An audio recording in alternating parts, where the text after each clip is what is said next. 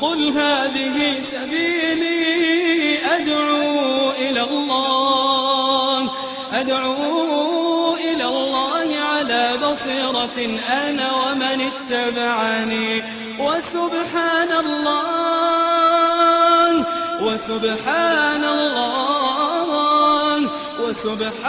الله وما أنا من المشركين.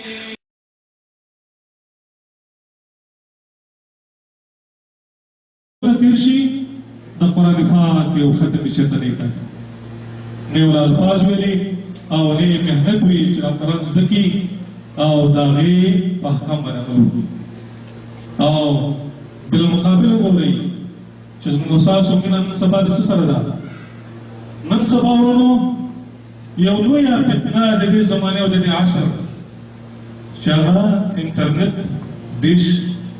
تلویزیون او فلمونه ګانې بجانې دا ډېره عظیم شانه خطرناکه فتنه ده او دا داسې یو خطرناکه فتنه ده چې د دې نه هېڅوک بچ نه دي او په هېڅ زمانه کې دي سړی بچ کېدلی نه شي. یو انسان که په بازار کې روان وي همدغه فتنه ورسره ملګرې که په کور کې هم ورسره ملګرې بلکې چې جومات هغه مقدس ځای هلته چې کله ننوځي همدغه فتنه ورسره ملګرې او فتنه معصیت او ګناهونه دومره آسان شوي دي چې نن سبا مشکل دا دی چې په هغه مصرف نه راځي خرج پرې نه راځي.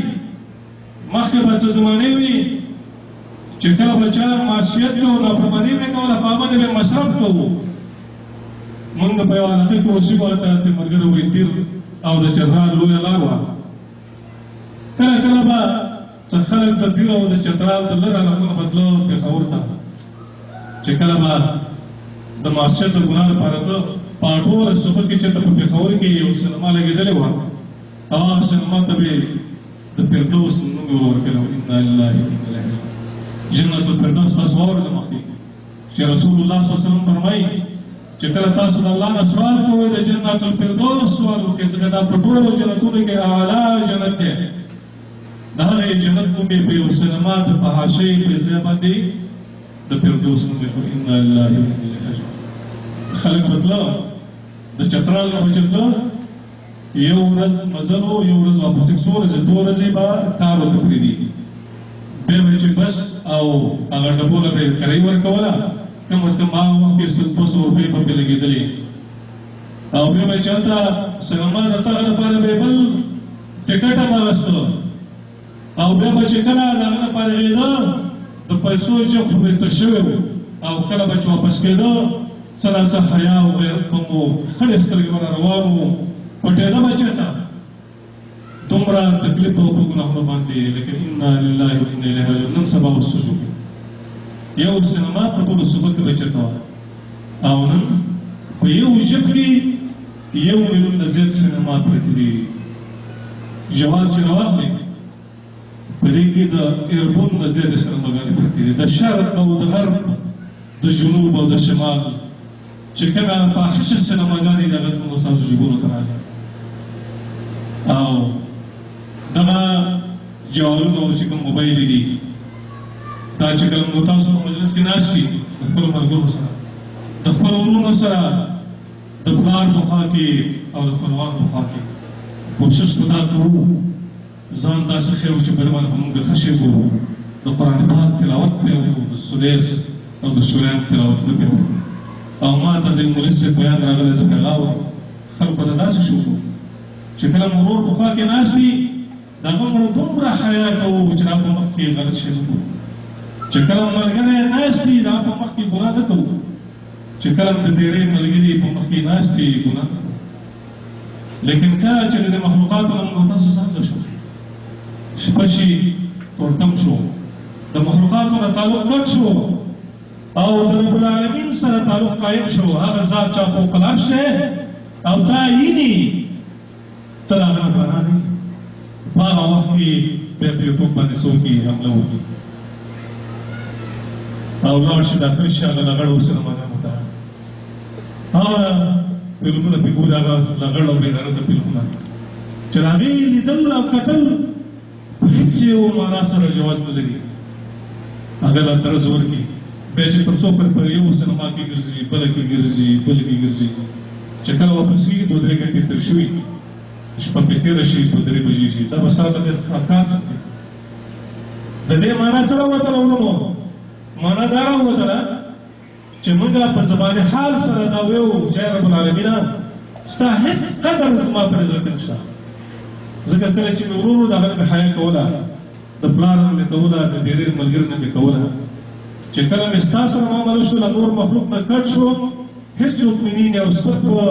معامله مې د رب سره او ستا سره شوله هغه د یوټوب او په ټولو فلمونو باندې لنګه وکړه معنا څه شوله معنا دا شوله چې موږ په زبان حال سره رب العالمین ته ویلې چې هېڅ ستا قدر زموږ په زړونو کې نشته د دې وجه نه رب العالمین مخکې شکایت کړی وما قدر الله حق قدره د خلقو د الله رب العالمین په صحیح معنا سره عزت او قدر ونکړه والسماوات مطویات بیمینه دغه ټول د الله خپل قدرت ښیي چې زما څومره طاقت دی دا ټول اسمانونه به د الله رب العزت په لاس کې په اخر لاس کې به سره نه جوړ کړي الله رب العالمین و اسمانونه دا ټول کائنات دا به په دې لاس کې سره ونغاړي رانه جوړ کړي والارض قبضته يوم القيامه او ځمکه چې دا به په دې موټي کې رسي راولي شي دا وداسې به راکړي د الله قدرت ته وګوره څومره تکبر ذات دی دا غږ مساس وي نشته د دې وجه نه رب العالمین په سورة النساء کې فرمایي د منافقینو په صفت کې ویستخفون من الناس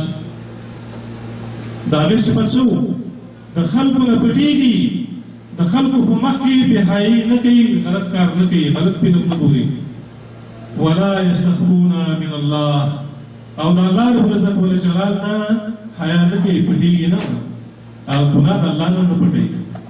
وهو معهم اذ يبيتون ما لا يرضى من القول او سره دې چې الله رب العالمین د دغه مخلوقاتو سره په اعتبار د علم او د لیدلو سره شته کله چې دوی د شپې راجمع شي او غلط تدبیرونه کوي او غلط پلانونه جوړوي غلطې خبرې کوي تصمیم جوړوي چې موږ به الله رب العالمین د دین خلاف کوو الله اوس پاون عالم دی او الله څنګه عالم دی الله فوق العرش دی لیکن په حدیث کې راځي رسول الله صلی الله علیه وسلم فرمایي چې په اتوره شپه کې یو تور میږي په یو توره ګډه باندې روان الله رب العالمین دا میږي هغه کشان اوري سبحان الله الله موږ تاسو غوښتنه نه د ورځې موږ تاسو میږي نشو نه لیکن الله رب العزت والجلال لیدل خو را پرېدا هغه میږي چې په توره ګډه باندې روان دی دا غیر هغه خپو کشاره الله رب العزت والجلال اوري او دا میږي اینی نو ته څه وایې ته چې د شپې په فلم باندې خپلو کې یوټیوب باندې نو الله تعالی الله رب العزت والجلال هغه ذات دی چا فوق العرش دی لکه څنګه چې عائشہ رضی الله تعالی عنها قصه کې د خولې رضی الله تعالی عنها په باره کې خوله رضی الله تعالی عنها د اوس ابن صامت رضی الله تعالی عنها بیبي وه د هغه خپل خاوند سره څه اختلاف راغی خاوند پرې خفه شو هغه ورته وویلې چې ته په ما باندې د مور د شان په شان کې حرام یې دلته مسله د زهار وي اول ځل دپاره په اسلام کې دا مسله پېښه شوه خوله رضی الله تعالی عنها خفه شوه راغله رسول الله صلی الله علیه وسلم ته شکایت کوي چې زما بچي دي او ټول بربادېږي تباه کېږي ضایع کېږي ته حل راوباسه د اسلام پیغمبره زه غواړم چې خپل خاوند ته واپس شم رسول الله صلی الله علیه وسلم په ځینو روایتو کې راځي ورته فرمایي چې ما سره دې حق نشته ځکه وحی نه ده راغلی په دې باره کې نبي صلی الله علیه وسلم چې کله به ورته وحی نه وه شوې د ځانه به خبرې نه کولې د دې وجې نه حدیث د رسول الله صلی الله علیه وسلم چې راغلو تاسو ته رسېدلي دا وحی ده د الله دا د الله خبرې دي د دې وجې نه ورونو په دې کې احتیاط پکار دی چې د پیغمبر حدیث موږ تاسو ته رسېده دا مو وایي چې دا زما مذهب نه دی دا نه دا غیر ردول د الله رب العزت والجلال د خبرې ردول دي خبره د پیغمبر علیه السلام دا کلام د الله وحی خفي ده نو بهرحال خوله دغه خفه شو روانه شوه او دا توره شپه وه د پیغمبر علیه السلام سره په جرګه کې عایشه رضی الله عنها روایت کوي چې زه د کوټې په یو کونج کې وم لیکن ما دا خبرې صحیح نه اورېدلې داسې څه پسپسیان راته دا مې اورېدل خو نور په مقصد باندې نه پوهېږم چې دا څه وایي هغه چې روانه شوه خفه شوه وایي زه به امیر العالمین ته شکایت کوم الله ته به فریاد وکړم الله به زما حل راوباسي ایمان خو لري که نه صحابیت هغه چې لږ روانه شوه حدیث کې راځي الله رب العالمین آیت نازل کړه قد سمع الله قول التي تجادلك في زوجها اے نبی صلی الله علیه وسلم الله رب العالمین د هغې صحابیه د خولې رضی الله تعالی عنها بیان اورېده خبره اورېدله هغه څه اورېدل چې تا سره یې جګړه کوله د خپل خاوند په باره کې وتشتکي الی الله او فریاد او شکایت یې کوو رب العالمین ته الله وایي ما دا خبره واورېدله عایشه رضی الله سبحان الله فوق العرش الله رب العالمین لکه څنګه چې په حدیث کې راغلي ځینې اثارو کې د ځمکې نه نیولې تر اول اسمانه پورې 500 کاله مزل بیا د اول اسمان نه دویم اسمانه پورې 500 کاله مزل و اسمان نه شو 3.5 کاله مزل دغه نه پره بیا کرسي هغه 200 مزل شو دغه نه پاره بیا عرش الله رب العالمین او په عرش باندې انتهار مخلوقات راغلي 200 مزل شو او الله رب العزت والجلال په عرش چې څنګه الله د شان سره مناسب دي او هلته دا خبره د خولې واورېدله نو ته څه وایې ته چې د شپې دا ګانې او بجانې اورې دغه ډرامې ګورې او دغه لوڅ او لغړ فلمونه ګورې او اورې الله رب العالمین به دغه اورې نه اورې د دې وجه نه الله رب العزت والجلال د جهنم حالت ذکر کوي کله چې میدان محشر شي په دې انسانانو باندې به دوی غوږونه ګواهي کوي د دوی سترګې او د دوی دا پوستکي به ګواهي کوي دا جهنمیان به خپل پوستکو ته شکایت کوي چې ولې په موږ باندې ګواهي وکړه بدبخته موږ ستاسو د نجات لپاره دروغ ویلي د رب العالمین په مخ کې هغې به ورته وایي موږ څه وکړو خو الله ګواه کړي هغه ذات چې هر څه ته یې نطق ورکړی خبرو طاقت یې ورکړی نو هغه ورځ ولې موږ هېر کړې وکړو مارز ګورو نن سبا خطرناکه دی د جوالونو د شګو فلمونو دا مه وایه چې زه تورتم شو ځان له شم رب العالمین زموږ ستاسو سره انشاءالله اوري دا داسې یو خطرناکه فتنه ده چې د دې نه بچ کېدل ډېر ګران دي لیکن دا په څه باندې کېږي په ایمان باندې په دې باندې کېږي چې الله نو ویلېږي د دې وجه نه په یو حدیث کې راغلي د ثوبان رضی الله عنه دا ویل پر باندې بس کوم هغه روایت دی رسول الله صلی الله علیه وسلم فرمایي لأعلمن من امتي اقواما زه ډېر قومونه پېژنم زما په امت کې داسې قومونه چې ما ته معلوم دي یاتون یوم القیامة بحسنات چې کله ورځ د قیامت شي دومره ډېر عملونه به راوړي دومره نیکۍ لیکلي لکه جبال التهامه امثال جبال التهامه بیضا د سعودي عربستان په جنوبي طرف کې غرونه دي جبال التهامه ورته اوچت اوچت دنګ دنګ غرونه دي ودغسې عملونه به یې کړي لیکن الله رب العالمین به څه په عمل وکړي فیجعلها هباء منثورا الله به دا عملونه داسې کړي لکه معلوم چې سړی ډانډس کې وو تاسو داسې کړي لکه ګردونه چې اسمان ته والوځي داسې به کوم الله وکړي ثوبان رضی الله وایي ما زه پیغمبر خپل حبیب ته ویلې یا رسول الله صفهم لنا وجلهم لنا د دې خلکو وصف بیان کړه صفت وکړه دا څوک دي الله نکون منهم ونحن لا نعلم صحابو سره ډېر یې هسې نه چې موږ پر هغه ګناه کې واقع شو او موږ ته علم نه وي او موږ هم دغه خلک دي رسول الله صلی الله علیه وسلم فرمایي اما انهم اخوانکم ومن جلدتکم خبردار ستاسو ورونه دي او ستاسو په نسب باندې ستاسو د قوم نه ستاسو نسبین دي لكنهم اقوام لكن دا داسې یو قوم اذا خلوا بمحارم الله انتهكوها کله به چې الله د محرماتو زلزانو د دې کې سوچي کله به چې الله رب العالمین په نافرمانۍ باندې او معصیت باندې زور بر شو وس به وشو انتهكوها برباد کړه ګړز دی عملونه به کړي پیغمبر وکړه حدیث کې د شپې تهجد هم کړي د قرآن تلاوت هم کړي روزي دی ولې صدقې ورکړي خیراتونه کړي لیکن عمل بوله دا څه برباد او تباه دا هر څه بوله ختم کوم تاسو داس به نو موږ سره ولې دایره نه راځي دا ولې علماء لیکي ځکه په دې کې راکاري راځي چې کله د مخلوقاتو سره ملګری ښه کار کوي ځان ښه شو کوي چې زه خو بیخي په زره یم نیک سړی یم لیکن کله چې د الله سره معامله ځان لشي بیا ګرځ وکړي د محرماتو نه په هغه باندې بیا عمله کوي نو ګوره د الله رب العالمین نه هیله نشته چې مخلوق نه کوي دا شرک شو په شرک باندې الله عمل نه بربادوي نو دې وجه نه ډېر خطر دی ورونو د دې لپاره موږ تاسو ځان وساتو زه په دې باندې الله بس کوم